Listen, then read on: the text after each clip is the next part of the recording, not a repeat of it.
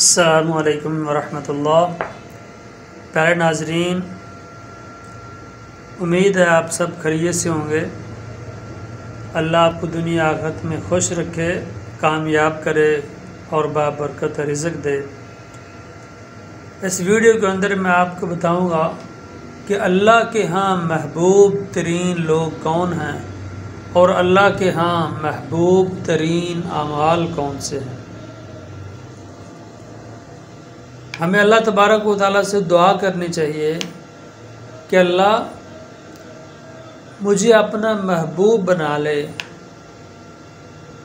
ऐ अल्लाह, हमें ऐसे अमल करने की तौफीक अता फरमा कि हम तुझे पसंद आ जाए।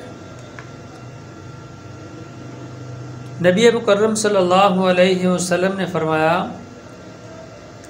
अल्लाह के यहाँ महबूब तरीन लोग वो हैं जो लोगों को फ़ायदा पहुँचाते हैं, और अल्लाह के यहाँ महबूब तरीन अमाल ये हैं किसी मुसलमान को खुश कर देना, किसी की परेशानी दूर कर देना, किसी का कर्ज अदा कर देना, किसी की भूख मिटा देना। कितने शानदार अमाल हैं ये, लेकिन हम इनको मामूली समझ के इग्नोर कर देते हैं। किसी मुसलमान को खुशी पहुंचाना बहुत बड़ी नेकी है।